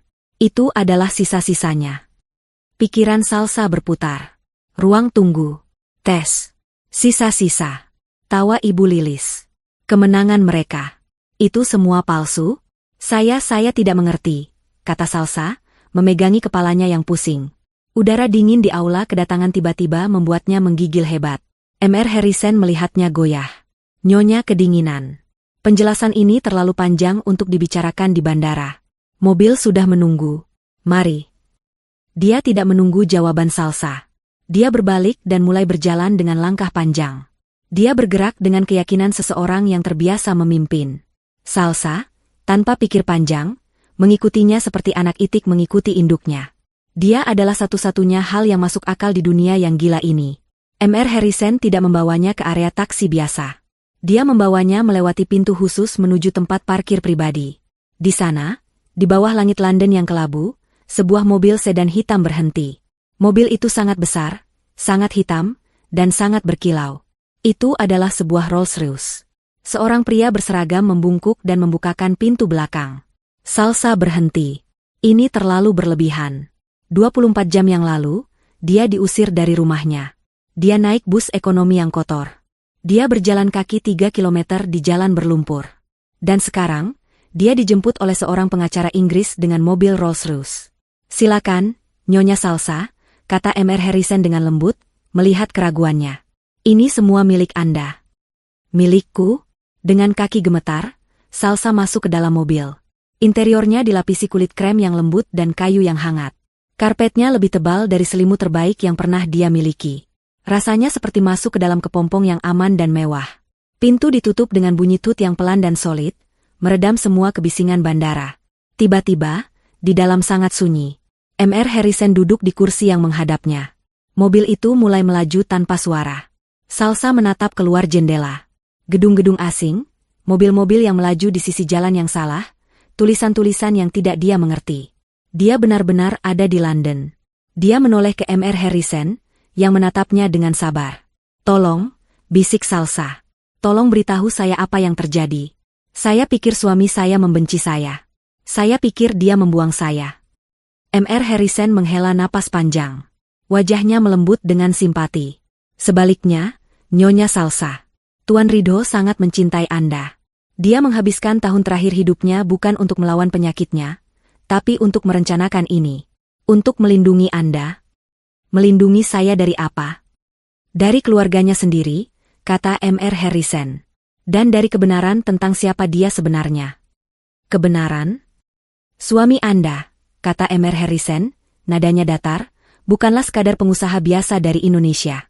Tuan Ridho, selama 10 tahun terakhir, diam-diam membangun sebuah kerajaan bisnis global. Dan pusat dari kerajaan itu, ada di sini. Di London. Salsa menatapnya, mulutnya sedikit terbuka. Kerajaan bisnis? Global? Surat wasiat di Jakarta itu hanya sandiwara, lanjut Mr. Harrison. Sebuah pengalihan isu. Warisan yang sesungguhnya perusahaan induk, properti di seluruh Eropa, rekening bank di Swiss semuanya, ada di sini. Dan dia menyerahkan 100% kepemilikannya kepada Anda. Mobil mewah itu melaju di jalan tol, menuju jantung kota London yang berkilauan di tengah hujan. Salsa bersandar di kursi kulit yang lembut. Dia tidak menangis. Dia terlalu syok untuk menangis. Dia hanya merasakan satu hal. Suaminya, Ridho, tidak mengkhianatinya. Dia telah merencanakan balas dendam termanis dan paling rumit dalam sejarah. Dan dia baru saja menyerahkan kunci kerajaan itu kepada satu-satunya orang yang dia percayai. Dirinya. Mobil Rolls-Royce itu melaju dengan keheningan yang nyaris sempurna, membelah lalu lintas kota London yang sibuk. Hujan ringan menciptakan pola-pola abstrak di jendela yang tebal. Salsa duduk di kursi kulit yang empuk, namun tubuhnya kaku. Kata-kata Mr. Harrison masih terngiang-ngiang di kepalanya. Kerajaan bisnis global. Warisan yang sesungguhnya. 100% milik Anda. Saya masih tidak mengerti, Mr. Harrison, kata Salsa pelan, suaranya bergetar. PT Jaya Abadi. Itu perusahaan besar di Indonesia. Mas Ridho bekerja sangat keras untuk itu. Bagaimana mungkin itu, sisa-sisa? Mr. Harrison menatapnya dengan tatapan yang tenang dan penuh perhitungan. Nyonya Salsa, apa yang publik Indonesia tahu tentang Tuan Ridho hanyalah puncak dari gunung es. PT Jaya Abadi memang besar, tapi Tuan Ridho lebih besar. Pria itu membuka tas kerjanya dan mengeluarkan sebuah tablet tipis. Dia menyalakannya dan menunjukkan sebuah diagram. Selama 10 tahun terakhir, Tuan Ridho diam-diam mendiversifikasi asetnya. Setiap keuntungan dari PT Jaya Abadi tidak ia tanamkan kembali di sana. Keuntungan itu ia alirkan keluar, secara legal, ke sebuah perusahaan induk yang ia dirikan di sini, di London. Perusahaan ini, RS Global Holdings, adalah brankas utamanya. Salsa menatap nama itu. RS Ridho dan Salsa. Jantungnya berdesir. Lalu, PT Jaya Abadi, tanya Salsa. Adalah cangkang, jawab Mr. Harrison tegas. 6 bulan terakhir, saat Tuan Ridho tahu waktunya tidak banyak, dia mempercepat rencananya. Dia tahu karakter ibu dan adiknya. Dia tahu mereka serakah, materialistis, dan hanya peduli pada status. Mr. Harrison menggeser layar tabletnya, menunjukkan daftar aset. Rumah mewah yang mereka tempati. 3 mobil sport. Apartemen mewah untuk Sylvie. Semua itu, Mr. Harrison berhenti sejenak, dibeli dalam 6 bulan terakhir. Tapi, dengan uang apa? Bukan dengan uang tunai, kata Mr. Harrison. Tuan Ridho membelinya menggunakan utang. Pinjaman bank dalam jumlah besar. Dan apa jaminannya? Salsa mulai mengerti. PT Jaya Abadi, bisiknya.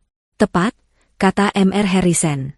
Tuan Ridho, dengan sangat cerdik, menggembungkan nilai aset perusahaan di atas kertas, menggunakannya untuk mengambil pinjaman besar-besaran, lalu menggunakan uang pinjaman itu untuk membeli semua kemewahan yang ia tahu akan membuat Ibu Lilis dan Sylvie terbutakan.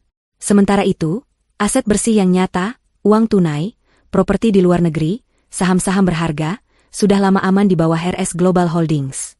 Milik Anda? Salsa ternganga. Ini adalah sebuah rencana yang brilian dan kejam. Jadi, surat wasiat itu adalah sebuah jebakan yang sempurna, kata Mr. Harrison. Tuan Ridho mewariskan perusahaan itu kepada ibunya. Dengan menerima warisan itu, Ibu Lilis secara hukum juga menerima semua utang yang melekat padanya. Utang yang nilainya jauh melebihi nilai aset perusahaan yang tersisa. Utang yang Tuan Ridho atur agar jatuh tempo, tepat 30 hari setelah surat wasiat dibacakan. Salsa menghitung dalam hati. 7 hari sudah berlalu. Itu artinya, mereka hanya punya waktu sekitar 3 minggu lagi, kata Mr. Harrison, seolah membaca pikiran Salsa. Bank akan datang menagih. Dan ketika mereka tidak bisa membayar, bank akan mengambil segalanya. Perusahaan, rumah, mobil, apartemen, semuanya. Salsa bersandar. Dia teringat tawa mereka. Tawa Ibu Lilis dan Sylvie yang terbahak-bahak. Mereka menertawakan warisan rumah tua Salsa, sementara pada kenyataannya, mereka baru saja dengan gembira menandatangani surat kebangkrutan mereka sendiri. Ridho tidak hanya mengalahkan mereka. Dia menggunakan keserakahan mereka sendiri sebagai senjata untuk menghancurkan diri mereka sendiri. Tapi kenapa saya harus mengalami semua itu? Tanya Salsa, air matanya mulai menggenang. Kenapa saya harus diusir? Kenapa saya harus menderita di bus? Di desa itu? Kenapa dia tidak memberitahu saya? Wajah Mr. Harrison melembut. Nyonya, Tuan Ridho sangat mencintai Anda. Justru karena itulah dia melakukannya.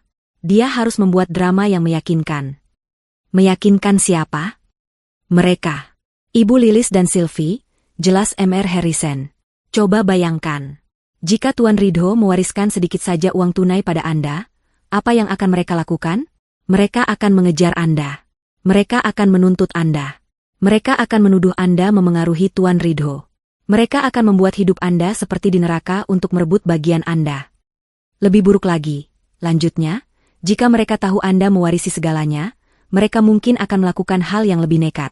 Tuan Ridho tidak mau mengambil risiko itu. Jadi dia membuat skenario di mana Anda terlihat tidak berharga, kata Salsa, akhirnya paham. Tepat. Dia membuat Anda terlihat sangat hina, sangat kalah, sehingga mereka sendiri yang mengusir Anda. Mereka membuang Anda. Dalam pikiran mereka, Anda sudah selesai. Anda adalah masalah yang sudah hilang. Mereka tidak akan pernah mencari Anda. Mereka akan terlalu sibuk menikmati kemenangan mereka, sampai semuanya terlambat. Rumah di desa itu, lanjut Mr. Harrison, adalah pos aman. Tempat singgah. Dia tahu Anda akan diusir malam itu juga. Dia tahu Anda tidak punya tempat lain. Dia mengatur rumah itu. Listriknya, brankasnya. Itu adalah satu-satunya tempat yang tidak akan pernah didatangi Ibu Lilis. Dan tiket itu adalah kunci Anda untuk keluar, sebelum neraka yang sesungguhnya pecah di Indonesia. Salsa teringat aroma tembakau pipa di ruang kerja itu. Itu bukan kenangan. Dia ada di sana, bisik Salsa. Selama ini, dia bolak-balik ke rumah itu. Saat dia bilang dia pergi untuk terapi, dia pergi ke sana.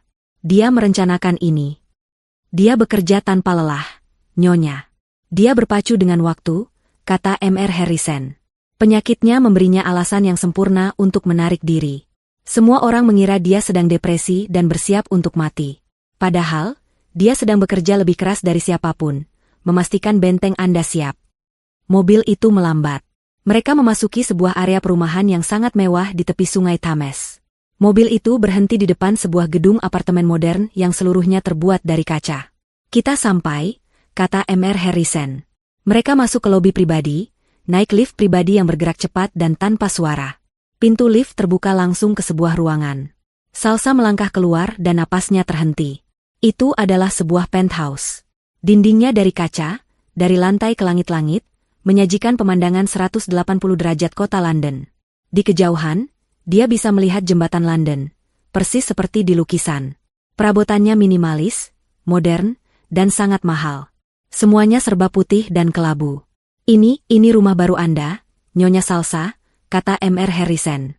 Tuan Ridho membelinya 6 bulan lalu atas nama Anda. Salsa berjalan linglung ke arah jendela kaca. Dia bisa melihat seluruh kota di bawah kakinya. 7 hari yang lalu, dia menangis di terminal bus. Sekarang dia berdiri di puncak dunia. Perasaan itu terlalu besar, terlalu berat. Saya tidak tahu harus berbuat apa, bisik Salsa. Ini terlalu banyak. Kerajaan bisnis? CEO? Saya tidak tahu apa-apa tentang itu. Saya hanya istrinya. Tuan Ridho tahu itu, kata Mr. Harrison dengan lembut. Dia tahu Anda akan bingung. Dia tahu Anda akan takut. Dan dia tahu Anda akan memiliki banyak pertanyaan yang hanya bisa dia jawab. Salsa menoleh. Apa maksud Anda? Mr. Harrison berjalan ke sebuah meja kerja elegan di sudut ruangan. Di atasnya, sebuah laptop tipis sudah terbuka. Layarnya gelap. Tuan Ridho adalah pria yang sangat teliti, kata Mr. Harrison. Dia tidak akan meninggalkan Anda tanpa panduan. Dia meninggalkan satu pesan terakhir untuk Anda. Mr. Harrison menyentuh trackpad laptop itu. Layarnya menyala. Sebuah file video sudah siap di tengah layar. Foto thumbnail video itu adalah wajah suaminya. Saya akan memberi Anda waktu pribadi, Nyonya, kata Mr. Harrison, berjalan menuju pintu lift. Di kamar tidur utama, ada pakaian bersih dan semua yang Anda butuhkan. Tuan Ridho sudah menyiapkannya. Pintu lift tertutup, meninggalkan Salsa sendirian di apartemen yang sunyi dan mewah itu. Dia menatap layar laptop. Foto Ridho seolah balas menatapnya. Dengan tangan gemetar, dia berjalan mendekat dan menekan tombol play. Video dimulai. Layar berkedip sejenak, lalu wajah Ridho memenuhi layar. Salsa terkesiap. Pria di video ini adalah suaminya, tapi sekaligus bukan. Dia sangat kurus. Pipi yang dulu sering Salsa cubit, kini tirus. Matanya cekung, namun di dalamnya ada api yang menyala terang. Dia duduk di kursi yang tidak Salsa kenali, sepertinya di kamar hotel, bukan di rumah. Dia mengenakan kaos sederhana. Di latar belakang, terdengar suara sirene samar, suara kota asing. Dia pasti merekam ini di salah satu perjalanannya ke London. Ridho di layar terbatuk pelan, lalu dia tersenyum. Senyum lelah yang meremukan hati Salsa. Sayangku, Salsa. Suara itu, suara serak yang sangat dia rindukan. Air mata yang sejak tadi dia tahan, kini mengalir deras. Jika kamu menonton ini, lanjut Ridho, itu artinya rencana kita berhasil. Itu artinya kamu berhasil keluar. Kamu selamat. Dan kamu ada di London. Dia berhenti sejenak, menatap lurus ke kamera, seolah dia bisa melihat menembus waktu dan menatap langsung ke mata Salsa di penthouse itu. Dan itu juga artinya, aku sudah tidak ada. Maafkan aku, sayang. Maafkan aku. Salsa mengatupkan mulutnya, menahan isak tangis. Aku tahu kamu pasti marah padaku, kata Ridho. Aku tahu kamu pasti hancur. Aku tahu apa yang aku lakukan padamu 7 hari terakhir ini sangat kejam. Tidak ada suami yang boleh membiarkan istrinya dipermalukan seperti itu. Aku melihatmu menangis di pemakaman. Aku tahu hatimu hancur. Maafkan aku, Salsa. Maafkan aku. Dia menunduk sejenak, mengumpulkan kekuatan. Tapi aku harus melakukannya. Kamu harus mengerti. Aku mengenal ibuku. Aku mengenal Sylvie. Aku sudah hidup dengan keserakahan mereka seumur hidupku. Jika aku mati dan meninggalkan semuanya untukmu secara normal, mereka tidak akan membiarkanmu hidup tenang. Mereka akan merampasnya darimu. Mereka akan menghancurkanmu. Mereka tidak akan berhenti sampai kamu tidak punya apa-apa. Aku tidak bisa membiarkan itu terjadi, katanya, suaranya kini lebih kuat. Aku tidak bisa menyembuhkan penyakitku, Salsa. Aku sudah mencoba, tapi aku sadar, aku tidak bisa melawan takdir itu. Yang bisa aku lakukan adalah mengendalikan cara aku pergi. Aku memutuskan untuk menggunakan sisa waktuku bukan untuk meratapi kematianku, tapi untuk memastikan kehidupanmu. Salsa kini duduk di kursi, air matanya mengalir tanpa henti. Ini adalah cinta. Cinta yang paling rumit, paling menyakitkan, sekaligus paling murni yang pernah dia rasakan. Rencana ini, lanjut Ridho, adalah satu-satunya cara. Aku harus membuat mereka membencimu. Aku harus membuat mereka membuangmu. Aku harus membuat mereka percaya bahwa kamu adalah sampah yang tidak berharga. Karena hanya dengan begitu, mereka akan melepaskanmu. Hanya dengan begitu, kamu bisa bebas. Surat wasiat itu adalah racun yang kubuat khusus untuk mereka. Dan mereka meminumnya dengan senang hati. Mereka menertawakanmu, padahal mereka sedang menertawakan kehancuran mereka sendiri. Saat ini, mereka sedang berpesta di atas kapal yang sedang tenggelam. Dan aku memberi mereka tiket VIP untuk itu. Ada kilatan tajam di mata Ridho. Kilatan kemarahan yang belum pernah Salsa lihat sebelumnya. Mereka mendapatkan apa yang mereka inginkan. Salsa, desisnya. Pameran. Status. Rumah mewah. Mobil cepat. Mereka mendapatkan cangkangnya. Kamu mendapatkan apa yang pantas kamu dapatkan. Kamu mendapatkan masa depan. Kamu mendapatkan segalanya. Dia terbatuk lagi, kali ini lebih lama. Dia mengambil segelas air. RS Global Holdings. Itu milikmu. Semuanya milikmu. Aku tahu ini menakutkan. Kamu mungkin berpikir kamu tidak bisa. Tapi kamu bisa, Salsa. Kamu adalah wanita terkuat yang pernah aku kenal. Kamu menemaniku. Kamu sabar menghadapi ibuku bertahun-tahun. Kamu lebih kuat dari yang kamu kira. Mr. Harrison akan membantumu, lanjutnya. Dia orang terbaik. Percayalah padanya seperti kamu percaya padaku. Dia akan mengajarimu. Kamu tidak perlu menjalankannya sendirian. Tapi itu milikmu. Itu adalah perisaimu. Itu adalah bentengmu. Tidak akan ada lagi yang bisa mengusirmu. Tidak akan ada lagi yang bisa melemparkan kopermu ke jalan. Kamu aman sekarang. Layar menjadi buram karena air mata Salsa. Hiduplah, Salsa. Bisik Ridho. Hiduplah dengan baik. Jangan biarkan kenangan tentang aku menahanmu. Berdukalah, tapi jangan terlalu lama. Aku ingin kamu bahagia. Beli baju yang kamu suka. Kelilingi dunia. Jatuh cintalah lagi jika kamu mau. Salsa menggeleng kuat. Tidak. Bisiknya ke layar. Ridho tersenyum, seolah tahu apa yang Salsa pikirkan. Tidak apa-apa. Aku hanya ingin kamu hidup. Hiduplah untuk kita berdua. Jadilah kuat, sayangku. Jadilah ratu yang seharusnya. Dia menatap kamera untuk waktu yang lama. Aku harus pergi. Aku lelah. Aku mencintaimu, Salsa. Lebih dari yang kamu tahu. Selalu. Video itu berakhir. Layar menjadi hitam. Salsa menunduk, meletakkan kepalanya di atas meja, dan menangis. Dia menangis terseduh-seduh. Dia menangis untuk suaminya yang telah tiada. Dia menangis untuk rasa sakit yang dia alami. Dia menangis untuk cinta luar biasa yang baru saja dia pahami sepenuhnya. Dia menangis untuk kelegaan karena pengkhianatannya ternyata adalah perlindungan terbesar. Dia menangis untuk waktu yang lama. Mengeluarkan semua ketakutan, semua kesedihan, semua kebingungan. Ketika air matanya habis, dia mengangkat kepalanya. Dia berjalan ke kamar mandi, membasuh wajahnya. Dia melihat ke cermin. Mata merah, bengkak. Tapi tatapannya berbeda. Rasa takut itu hilang. Kebingungan itu hilang. Dia pergi ke kamar tidur utama.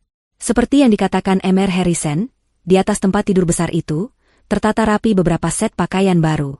Gamis yang elegan, celana kain, blus, dan beberapa hijab baru yang indah. Semuanya dalam warna-warna yang tenang. Ukurannya pas. Ridho bahkan tahu ukurannya. Dia mandi air hangat, membersihkan sisa-sisa lumpur desa Sukamaju dan debu terminal. Dia mengenakan pakaian bersih. Hijab baru yang lembut membingkai wajahnya. Dia merasa seperti terlahir kembali. Dia berjalan kembali ke ruang tamu. Dia menatap pemandangan kota London yang kini mulai gemerlapan oleh lampu malam. Dia bukan lagi korban. Dia bukan lagi wanita yang diusir. Dia adalah Salsa, pemilik RS Global Holdings. Lift berbunyi pelan. Pintu terbuka. Mr. Harrison melangkah masuk. Dia melihat Salsa. Dia melihat perubahan di matanya. Dia mengangguk pelan. "Anda sudah siap, Nyonya?" tanyanya. Salsa mengangguk. Wajahnya tenang. "Apa yang harus saya lakukan pertama kali?" Mr. Harrison tersenyum tipis. Sebuah senyum bangga. "Pertama, Anda harus makan dan istirahat. Sebuah jet lag yang panjang baru saja Anda alami. Saya sudah memesan makan malam untuk Anda." Dia kemudian berjalan ke meja dan meletakkan sebuah map kulit yang sangat tebal. "Besok," katanya, "kita akan meninjau semua aset Anda. Dan lusa, Anda akan memimpin rapat dewan direksi pertama Anda sebagai pemilik dan CEO baru. Selamat datang di kehidupan baru Anda, Nyonya Salsa." 3 minggu berlalu di Indonesia. Bagi Ibu Lilis dan Sylvie, ini adalah 3 minggu terindah dalam hidup mereka. Berita tentang surat wasiat Ridho, di mana mereka mendapatkan segalanya dan Salsa tidak mendapatkan apa-apa, menyebar seperti api di kalangan sosialita. Mereka dielu-elukan. Mereka adalah pemenangnya. Ibu Lilis, dari yang tadinya hanya ibu seorang pengusaha, kini menjadi pemilik perusahaan. Sylvie, dari adik yang manja, kini menjadi wanita muda kaya raya dengan apartemen dan rekening bank yang gemuk. Mereka menghabiskan waktu dengan berpesta, berbelanja, dan merenovasi rumah mewah itu agar lebih sesuai dengan selera mereka yang baru. Mereka memecat semua pelayan lama yang mereka anggap terlalu setia pada Salsa, menggantinya dengan yang baru. Setiap hari adalah perayaan. "Aku masih tidak percaya Kak Ridho akhirnya sadar," kata Sylvie suatu sore, sambil mencoba gaun baru di depan cermin. Dia akhirnya tahu siapa keluarga yang sebenarnya. Wanita kampung itu benar-benar enyah. Ibu Lilis mengangguk, sambil menikmati teh sorenya di teras. Tentu saja. Darah lebih kental dari air. Salsa itu hanya parasit. Sekarang kita bebas. Untuk merayakan kebebasan dan status baru mereka, Ibu Lilis memutuskan untuk mengadakan pesta terbesar yang pernah ada di rumah itu. Ini bukan hanya pesta, ini adalah penobatan dirinya sebagai ratu baru di lingkaran sosial mereka. Dia mengundang semua orang. Pengusaha, pejabat, dan tentu saja, semua wanita sosialita yang dulu sering memandangnya sebelah mata. Malam pesta itu tiba. Rumah itu bermandikan cahaya. Musik jazz mengalun. Catering bintang 5 menyajikan sampanye dan makanan-makanan mahal. Ibu Lilis mengenakan gaun malam berwarna merah marun yang mencolok, perhiasan berlian baru berkilauan di leher dan pergelangan tangannya. Sylvie, tak mau kalah, mengenakan gaun perak yang gemerlapan. "Selamat, Lilis. Kamu terlihat luar biasa," puji seorang tamu. "Tentu saja. Menjadi pemimpin perusahaan membuatku bercahaya," jawab Ibu Lilis dengan tawa angkuh. Dia mengangkat gelasnya. "Teman-teman," serunya, meminta perhatian. Musik berhenti sejenak. "Terima kasih sudah datang. Mari kita bersulang. Bersulang untuk kehidupan baru. Untuk masa depan yang cerah, dan untuk menyingkirkan semua sampah di masa lalu." Para tamu bersorak dan bertepuk tangan, meski beberapa dari mereka saling berbisik tentang betapa kasarnya ucapan itu. Tepat saat Ibu Lilis hendak meminum sampanyenya, bel pintu berbunyi. Bukan bunyi bel biasa, tapi bunyi yang ditekan berkali-kali, keras, dan tidak sabar. Ibu Lilis berdecak kesal. Siapa sih yang tidak sopan itu? Satpam. Satpam berlari tergopoh-gopoh ke gerbang. Beberapa saat kemudian, gerbang itu terbuka paksa. Sekelompok orang masuk. Ada sekitar 10 orang. Mereka tidak mengenakan pakaian pesta. Mereka mengenakan jas hitam yang kaku dan wajah yang sangat serius. Mereka berjalan lurus melewati taman, menuju teras tempat pesta berlangsung. Musik berhenti total. Semua mata tertuju pada mereka. "Siapa kalian?" bentak Ibu Lilis, merasa dipermalukan. "Kalian tidak diundang." Seorang pria di barisan depan, yang paling tua dan berkacamata, melangkah maju. Dia tidak gentar ditatap ratusan tamu. "Selamat malam. Nama saya Bima. Saya perwakilan dari konsorsium bank kreditur," katanya dengan suara datar dan keras. "Apakah saya berbicara dengan Ibu Lilis, pemilik baru dan penanggung jawab PT Jaya Abadi?"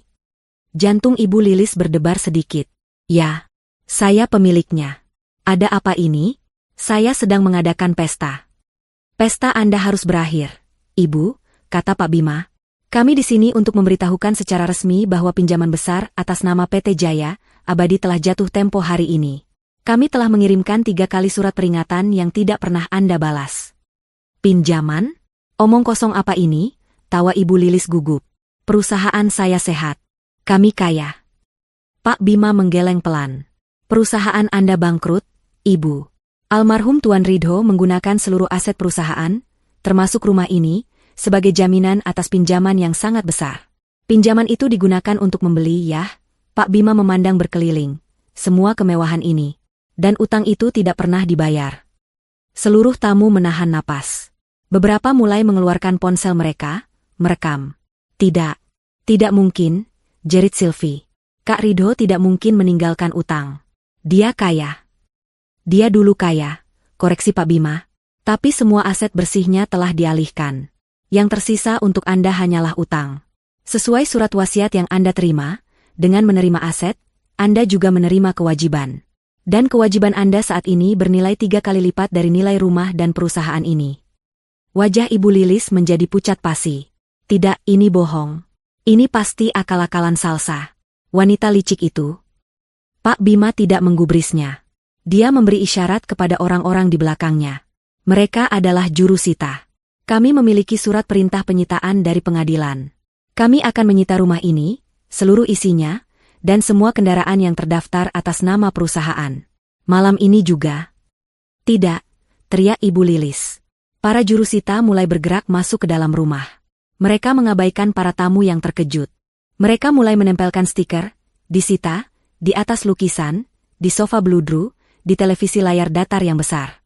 Pergi dari rumah saya, raung Ibu Lilis, mencoba mendorong salah satu petugas. Ini bukan lagi rumah Anda, Ibu, kata Pak Bima dengan dingin. Anda punya waktu 30 menit untuk mengemasi barang-barang pribadi Anda. Setelah itu, kami akan mengunci gerbang. 30 menit, pekik Sylvie. Tasku, perhiasanku, mobilku. Sylvie berlari ke garasi. Dia menjerit ngeri.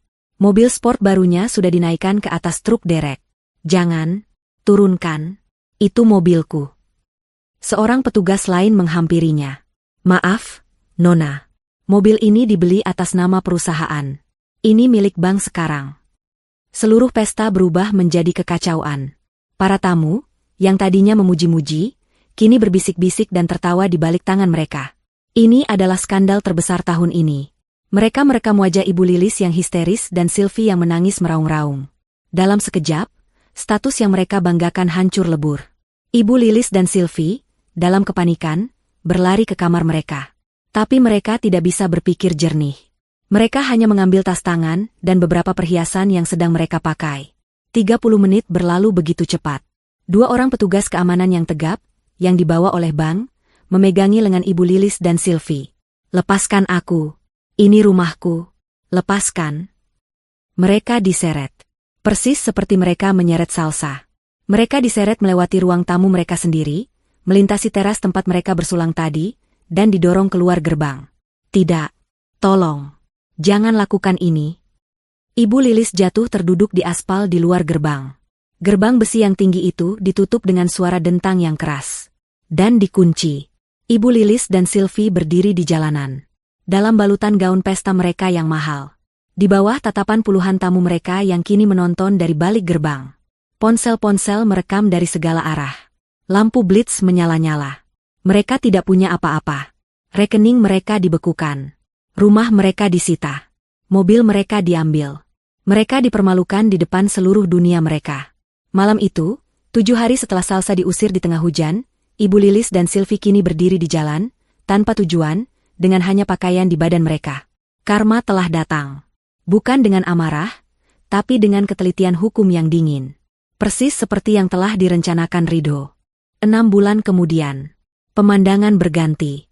Jauh dari kemewahan London, di sebuah sudut kota Jakarta yang padat dan panas. Sebuah rumah petak sempit dengan dinding yang catnya mengelupas. Di dalamnya, perabotannya sangat sedikit dan sudah tua. Ibu Lilis dan Sylvie duduk berhadapan di meja makan plastik kecil. Mereka terlihat sangat berbeda. Rambut mereka tidak lagi tertata. Pakaian mereka kusam. Wajah mereka yang dulu terawat, kini kuyu dan penuh garis kelelahan. Gara-gara kamu, desis Ibu Lilis, menunjuk Sylvie dengan garpu. Kalau saja kamu tidak boros. Kalau saja kamu memeriksa rekening bank. Kita bisa menjual sesuatu sebelum mereka datang. Aku, balas Sylvie tak kalah sengit. Ini semua salah ibu. Ibu yang serakah. Ibu yang menandatangani surat wasiat itu tanpa membacanya dengan teliti. Ibu yang terlalu sibuk pamer sampai tidak mengecek surat peringatan dari bank. Ini semua salah ibu. Berani kamu bicara begitu padaku, anak tidak tahu diuntung. Aku tidak tahu diuntung?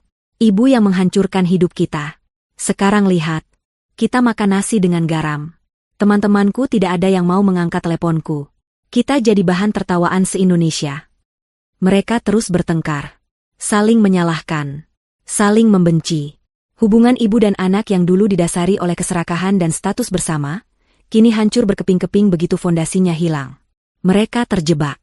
Terjebak dalam kemiskinan yang mereka ciptakan sendiri, dibenci oleh semua orang yang dulu menjilat mereka.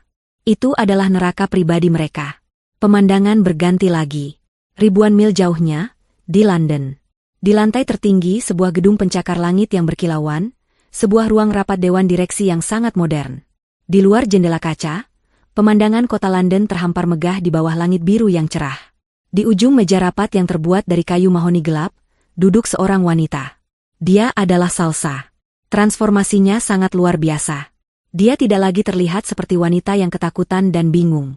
Dia mengenakan setelan bisnis berwarna biru tua yang dirancang khusus untuknya, pas dan berwibawa. Hijab sutra berwarna krem membingkai wajahnya yang tenang dan penuh percaya diri. Matanya tajam, fokus, dan cerdas.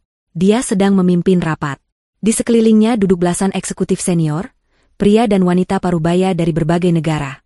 Oleh karena itu, kata Salsa, suaranya jelas dan tegas, dalam bahasa Inggris yang fasih, investasi kita di sektor energi terbarukan di Asia Tenggara tidak akan kita tunda.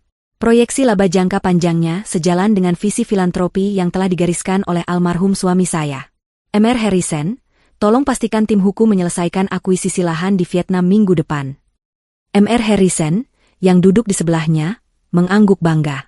Baik, Nyonya CEO. Para eksekutif lain mengangguk setuju. Mereka tidak lagi melihat Salsa sebagai istri yang berduka. Mereka melihatnya sebagai pemimpin yang cerdas dan visioner. Dalam 6 bulan, dengan bimbingan tanpa lelah dari Mr. Harrison dan tekad baja dari dirinya sendiri, Salsa telah mempelajari segalanya. Keuangan, hukum, manajemen. Dia belajar seperti orang gila, didorong oleh keinginan untuk menghormati warisan Ridho. Rapat selesai, kata Salsa. Para eksekutif berdiri, membereskan berkas mereka, dan meninggalkan ruangan satu persatu, mengangguk hormat pada Salsa. Kini hanya tersisa Salsa dan Mr. Harrison. Luar biasa, Nyonya Salsa, kata Mr. Harrison, senyum tipis tersungging di bibirnya. Tuan Ridho akan sangat bangga. Salsa tersenyum. Senyuman tulus pertama yang terasa ringan. Terima kasih, Mr. Harrison. Tapi ini semua berkat bimbingan Anda. Dan rencana Ridho. Saat itu, sebuah email masuk di laptopnya. Subjeknya, laporan final, Jakarta. Itu adalah email dari tim investigator swasta yang dia sewa untuk memantau situasi di Indonesia. Dia membukanya. Isinya adalah laporan singkat tentang kondisi Ibu Lilis dan Sylvie. Foto rumah petak mereka. Laporan tentang pertengkaran mereka yang setiap hari didengar tetangga. Laporan bahwa mereka mencoba meminjam uang dari kerabat jauh, namun ditolak. Mereka kini benar-benar terisolasi dan miskin. Salsa membaca laporan itu tanpa ekspresi. Tidak ada rasa senang. Tidak ada rasa kasihan. Yang ada hanya rasa selesai. Bab itu telah ditutup. Mr. Harrison melihatnya membaca. Kabar dari rumah. Salsa mengangguk. Dia menutup laptopnya. Mereka mendapatkan apa yang mereka pilih, katanya pelan. Dia berdiri dan berjalan ke jendela kaca raksasa, menatap cakrawala London yang sibuk. Dia menyentuh sebuah liontin kecil di balik blusnya. Liontin yang dia buat, berisi foto pernikahan kecilnya dengan Ridho. Dia bukan lagi Salsa yang menangis di terminal bus. Dia bukan lagi korban yang diusir. Dia telah mengambil alih takdirnya. Dia telah memenuhi pesan terakhir Ridho. Dia kuat. Dia menatap kota di bawahnya, bukan sebagai pengungsi, tapi sebagai pemiliknya. Dia menghirup napas dalam-dalam, merasakan kedamaian yang akhirnya dia dapatkan. Keadilan telah ditegakkan. Bukan oleh amarah, tapi oleh kecerdasan. Dan kini, hidupnya yang baru telah benar-benar dimulai.